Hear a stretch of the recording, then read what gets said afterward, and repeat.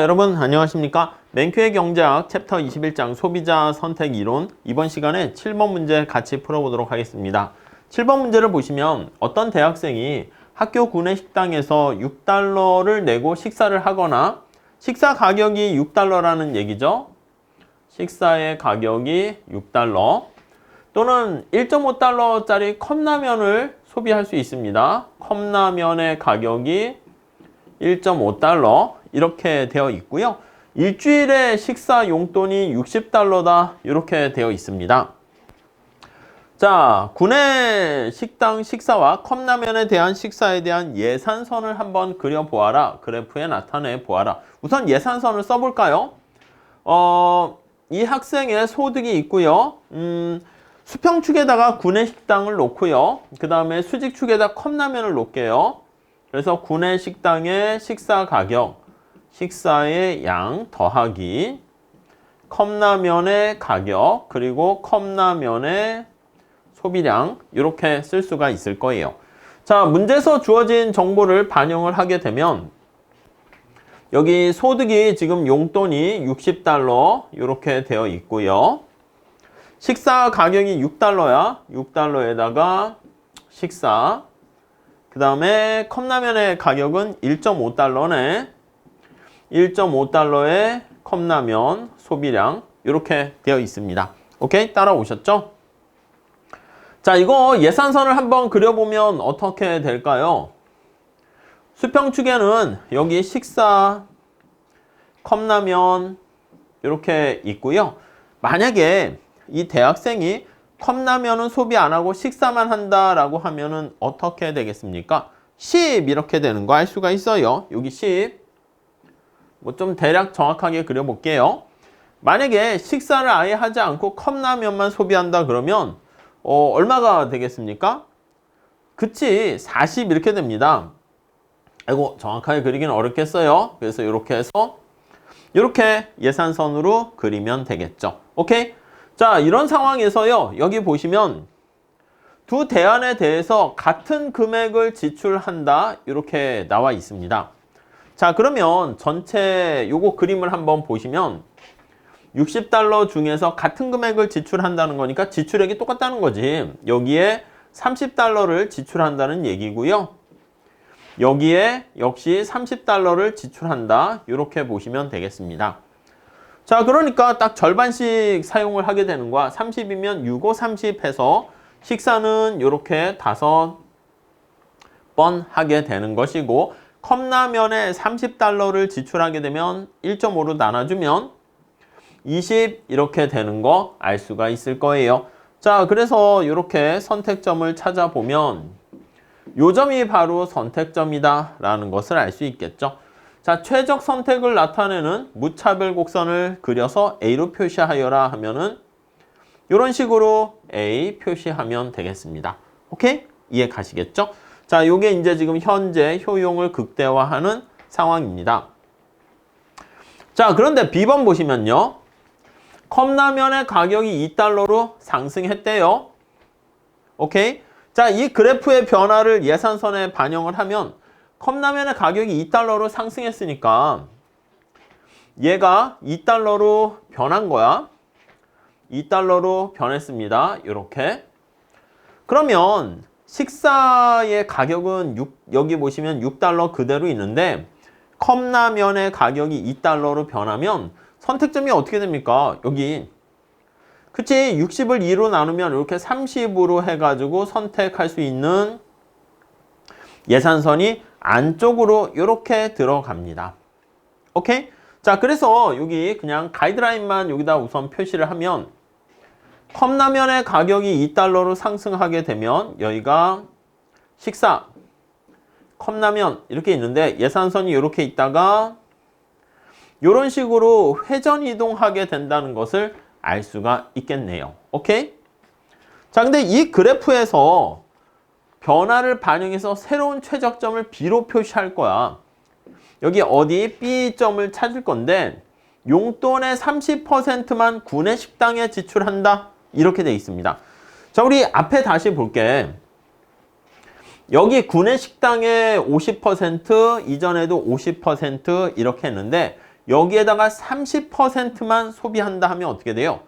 30%면 6, 3, 18 이렇게 되는 거 아니겠습니까? 그럼 식사 시간, 식사 소비량이 3으로 이렇게 줄어들게 될 거예요. 오케이? 이해 가시겠죠? 자, 다시 예산선 살짝 여기다 표현을 해보면 60달러를 가지고 있는데 식사의 가격은 6달러 그대로 있습니다. 그리고 구내식당의 소비. 여기는 1.5달러인데 앞에 2달러로 상승을 했습니다. 그래서 구내식당의 가격과 나의 소득은 이 친구의 용돈은 정해져 있는데 여기가 2달러가 되고 그 다음 여기 컵라면 이렇게 됐어요. 자, 이렇게 됐는데 여기서 이렇게 식사에 사용되는 비용이 얼마라고? 30%를 사용한대, 전체 예산에. 그러면 18달러만큼 쓰게 되는 거지. 그러면 여기서 식사에 사용하는 거는 3 이렇게 되는 것이고요. 오케이? 이해 가시죠? 자, 그러면 여기다 3, 6, 18 이렇게 소비를 하게 되고 그 다음에 얘는 어떻게 됩니까? 나머지 이렇게 42달러를 여기다 쓰게 되는 거잖아. 그러니까 컵라면에 쓰게 되는 것은 2달러니까 21 이렇게 됩니다. 오케이? 자, 그래서 여기다가 B점을 이렇게 해서 표시를 할 건데 앞에 거랑 같이 연결해서 볼게요. 3과 21 되는 거니까 3과 21 어디야? 여기네. 여기 그림이 좀 약간 그런데 21이니까 요거보다 크고 3이니까 이렇게 되는 거 알 수가 있겠습니다. 자, 그래서 여기가 21, 여기가 3 이렇게 되고 여기가 B점 이렇게 되는 거 확인할 수 있겠죠. 따라오셨죠? 자, 그러면 어떻게 돼?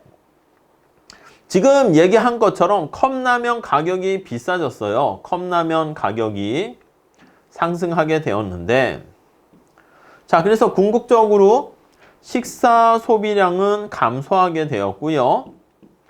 컵라면 소비량은 증가했단 말이야. 이해 가시죠? 아니, 그러니까 우선 첫 번째는 아니, 컵라면 가격이 비싸졌는데 컵라면에 대한 소비량이 증가했어요. 수요 법칙에 약간 위배 아니야? 이런 것을 뭐라 그런다? 기펜제. 나중엔 저는 깊은제 이렇게 쓸 거예요. 이해 가시죠? 자, 여기서 다시 한번 이쪽에 볼게요. 자, 이렇게 지출을 하는 것을 표현을 했고요. 자, C번 한번 볼까요?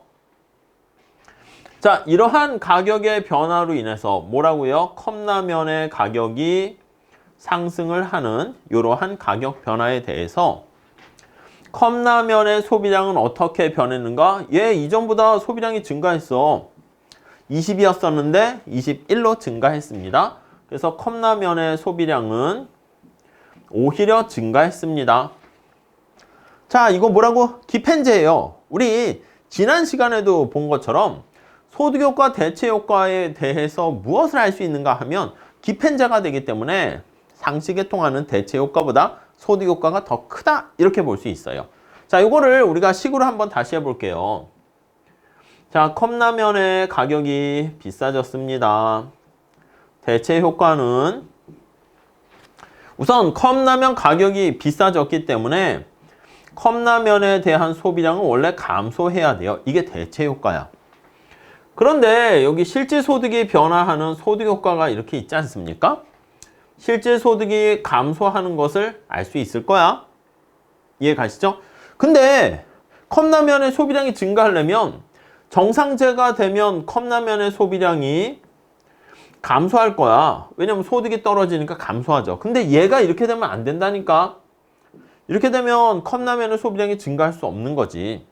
얘는 정상제일 때, 그러니까 정상제가 아니라는 거야. 그러면 컵라면의 소비량이 증가해야 되고요. 그러니까 소득이 감소할 때 증가했으니까 얘는 열등제. 이렇게 되는 것이고요.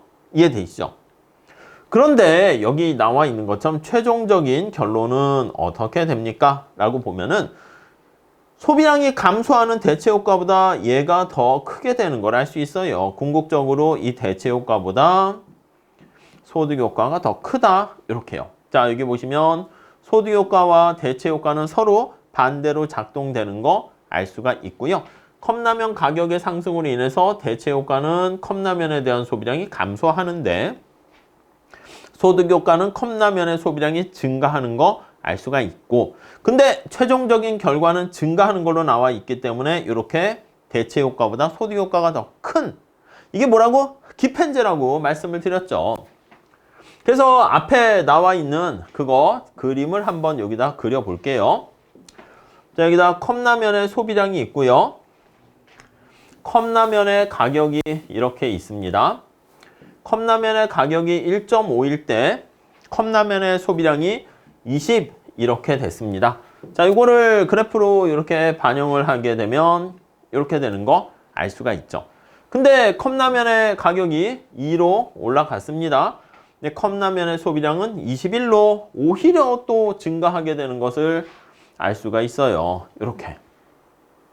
이해 가시죠? 자, 여기서 우리가 나와 있는 요 그래프를 보면 여기서 요 점이 이렇게 되는 것이고 수요 곡선을 도출하는데 수요 곡선은 어떻게 됩니까? 이렇게 수요 곡선, 디맨드 곡선이 우상향하게 되는 것을 알 수가 있고요. 이렇게 우상향하게 되는 이런 재화를 우리가 뭐라 그런다? 기펜제 이렇게 얘기를 합니다. 이게 수요의 법칙의 예외로 자주 그래도 문제로 출제되는 거는 예외적인 현상이지만 공부하는데 제대로 이해했나를 물어보기에 괜찮습니다. 그래서 기펜제가 현실에서 찾아보긴 되게 힘들어요. 그래서 옛날에 아일랜드에 뭐 가난한 시절에 감자 또는 최근에 발견된 게 이제 중국에서의 이제 국수 같은 것들이 기펜제 성격을 지니고 있다 얘기하는데 요런 재화를 기펜 경의 이름을 따라서 로버트 기펜이라 하거든요. 이름을 기펜제다 이렇게 얘기를 합니다. 한번 요거 괜찮은 문제니까 좀 7번 잘 체크해서 머릿속에 정리해 두시면 좋겠습니다. 오케이? 이해 가시겠죠? 자, 이렇게 하시고 다음 시간에 8번 같이 풀어보도록 할게요. 감사합니다.